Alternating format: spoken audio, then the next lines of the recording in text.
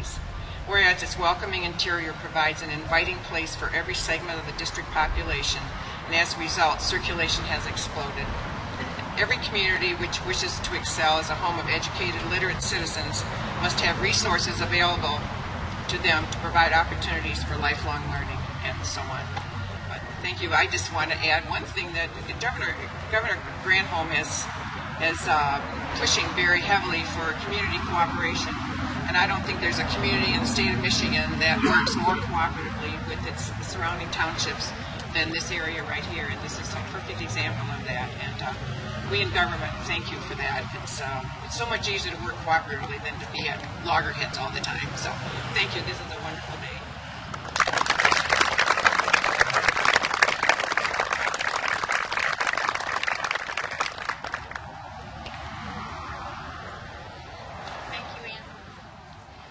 I'd like to introduce Ron Stefanski, who is Vice President of the Public Library Group for Gale Publishing.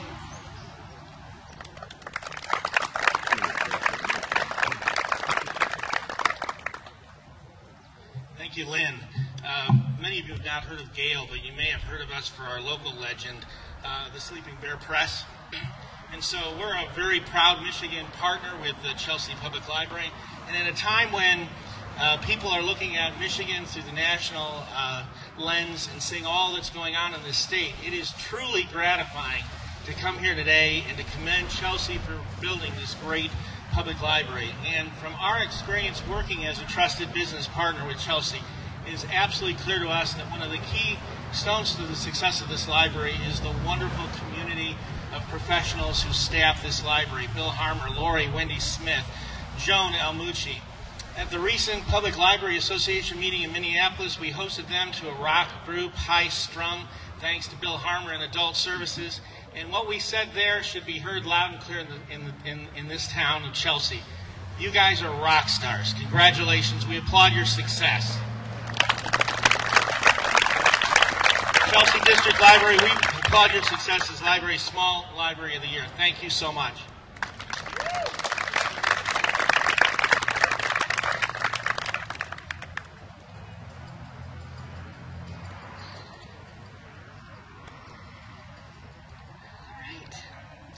I would like to introduce Steve Olson, who is President of the Chamber of Commerce.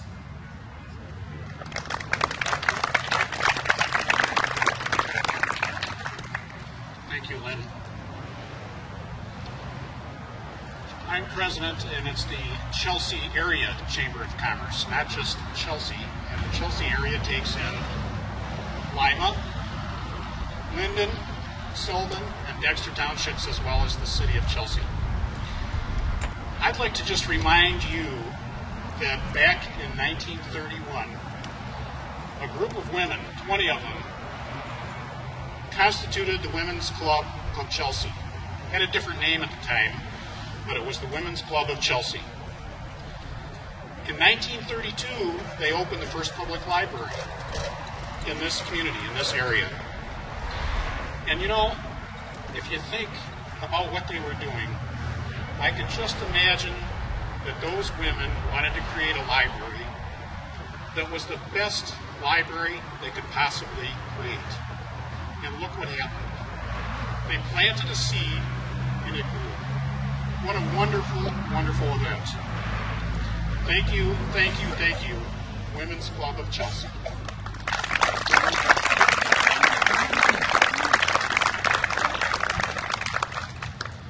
You know, you might ask why the Chamber of Commerce might be asked to give a small presentation here today.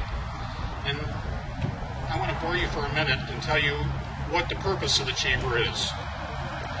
Our purpose will be the advancement of the economic interests of Chelsea, Michigan, and the surrounding area, the promotion of cooperation in all matters of interest to the business, commercial, industrial, and professional people of the Chelsea area community, the development of civic and cultural interests, the stimulation of public sentiment to these ends, and the provision of such plans, programs, and services as will promote these purposes.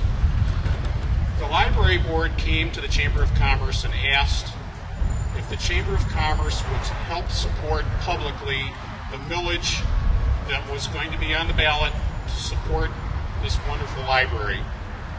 The Chamber of Commerce took it under consideration. We looked at our purpose for being and decided that we would support the millage for this library. The Board of Directors of the Chamber of Commerce decided that a district library should be located in the economic center of the area, which obviously is Chelsea. They decided that an active district library enhances the economic, cultural, and educational life of the area, and a thriving community is good for business, and thriving business is good for the community. And so we supported the millage. As you know, the millage passed, and we now have the best library, small library in America.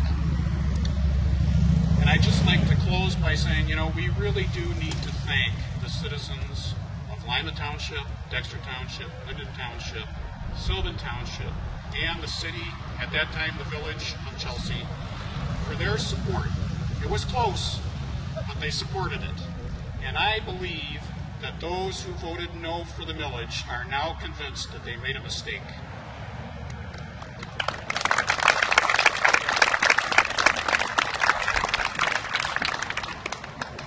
And finally, I'd like to just say that the Chelsea Area Chamber of Commerce is glad to have supported the library board when they brought this vision of having the best library in America, and following up on that vision of the Women's Club that was formulated in 1931 and 1932 to have a public library in this community. Thank you very much.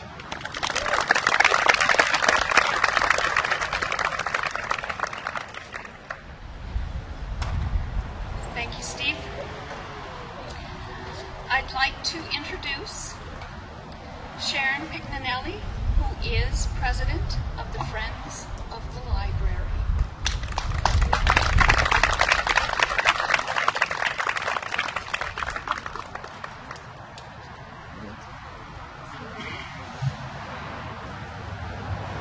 The good news is we're almost done.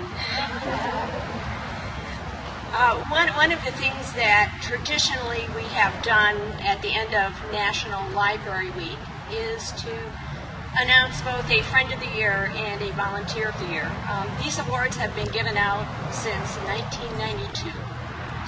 And as president of the Friends, it was my honor this morning to announce the recipient of the Alan Seitz